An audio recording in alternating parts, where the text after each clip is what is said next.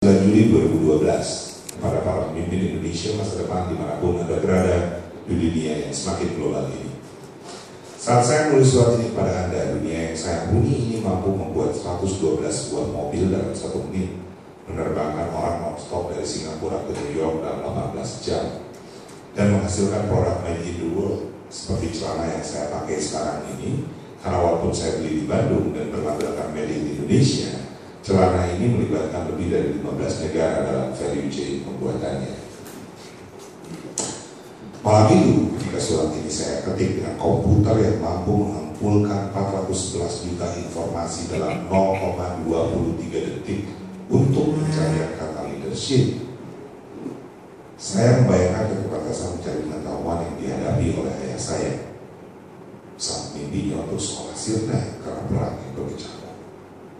Saya memikirkan daya apa yang dimilikinya, sehingga dia berani mendobrak keterbatasannya dengan merantau dan berjibaku untuk survive di berbagai kota hingga akhirnya sampai di Jakarta. Tidakkah dia takut dengan keterbatasannya? Usianya baru 15 tahun saat itu, dan hidup berjalan tidak seperti yang dia inginkan. Saya juga terkenal dengan peristiwa mengerikan yang saya hadapi sendiri pada tahun 1987, ketika saya tiba-tiba divonis menderita kanker kelenjar getah bening, kanker yang tumbuh di medula spinalis atau tulang belakang saya, dan merusaknya sedemikian rupa sampai saya kehilangan kemampuan untuk berjalan.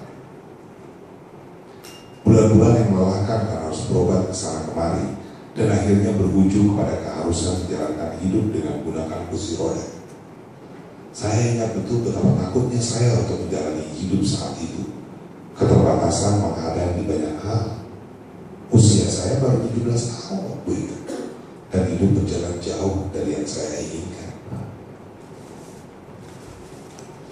Apa yang bisa dilakukan ketika keterbatasan seakan menjelma menjadi tembok besar dan ketakutan adalah anak panah berapi yang terus dilontarkan kepada kita sehingga kita tak berani maju dan terus mundur. Saya dan mungkin juga ayah saya waktu itu memulainya dengan menerima kenyataan. Menerima bahwa jalan tak lagi mulus, bahwa lapangan pertempuran saya jelek dan amunisi saya tak lengkap. Kenyataan itu menggigit, kata orang. Betul itu. Tapi menerima gigitan itu berguna untuk membuat kita mampu menyusun strategi baru. Menghindarinya atau lari darinya justru membuat kita terlena, mengasihani diri kita terus-menerus dan menenggelamkan kemampuan kita untuk dapat melawan balik. Kemudian saya akan mengumpulkan kembali puing-puing mimpi saya. Tidak, mimpi tidak akan pernah mati. Manusia bisa dibungkam, dilumpuhkan, bahkan dibunuh, tapi mimpi tetap akan hidup. Ketika keterbatasan dan ketakutan melanda, mimpi kita mungkin pecah, runtuh, dan berserakan, tapi tidak akan hilang. Dengan usaha keras kita bisa menyusunnya kembali, dan ketika mimpi telah kembali utuh, dia akan hidup, menyala, dan memberikan cahaya terhadap pilihan jalan yang akan ditempuh untuk mewujudkannya. 26 tahun menjalani kehidupan dengan kursi roda ini membuat saya semakin yakin bahwa Yang Maha Kuasa memang telah menciptakan kita untuk menjadi makhluk yang paling tinggi kemampuan bertahannya di muka bumi ini.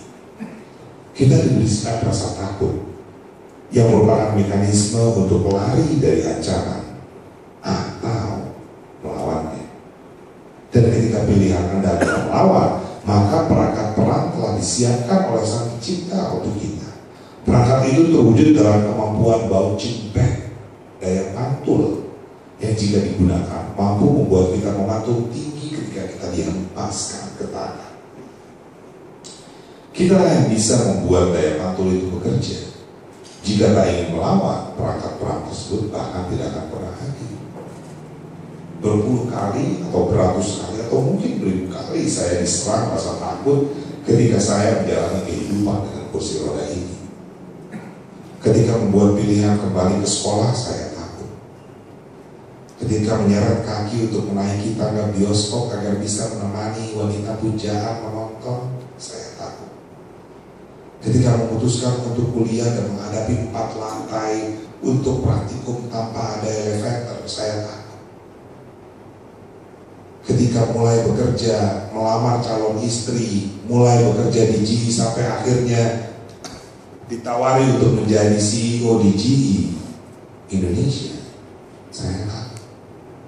Tembok besar berdiri tegak, aku dan ribuan panah api mengejar saya. Namun seiring dengan rasa takut yang timbul tersebut, mimpi saya untuk menjalankan dan menikmati hidup menerangi jalan yang ingin saya tempuh. Dan ketika perangkat perang, semangat untuk memantul saya gunakan, saya sangat menjelma menjadi seorang jenderal yang siap perang, yang didukung oleh ribuan pasukan, keluarga, teman, bahkan orang yang tidak dikenal, yang tiba-tiba hadir karena mereka percaya terhadap keyakinan saya. Saya maju berperang dengan keyakinan bahwa peperanganlah yang harus saya jalani, yang harus saya nikmati. Hasil peperangan sendiri tidaklah terlalu penting, karena kalaupun kalah, toh saya akan berperang lagi.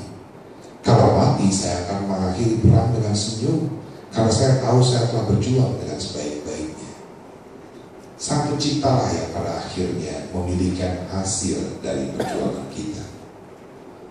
Menjadi pemimpin bermula dari memimpin diri sendiri. Mewujudkan mimpi yang ingin dicapai, tak perlu membayar orang untuk menjadi pengikut jika mereka melihat Anda dengan penuh keyakinan berani memimpin diri Anda sendiri. Mereka akan mengikuti dan membantu Anda dengan tulus, serta percaya pada kepemimpinan Anda. Saat saya menulis surat ini pada Anda, dunia tempat saya hidup menghasilkan pendapatan kotor 70 triliun dolar per tahun. 40% dari pendapatan dunia tersebut dihasilkan oleh 500 korporasi terbesar di dunia, dan tak ada satupun yang berasal dari Indonesia. Terdapat sekurangnya 144 negara yang berkompetisi di dunia ini untuk mendapatkan keuntungan global dari ekonomi global, dan daya saing Indonesia terukur pada peringkat 50. Singkat kata, kita masih belum menjadi pemeran utama di panggung dunia yang tak henti mengglobal ini. Pekerjaan rumah Anda sebagai pemimpin Indonesia masa depan tidaklah mudah. Namun tidak berarti tembok besar dan ribuan panah api bisa menghentikan langkah Anda untuk berperang. Terima kasih.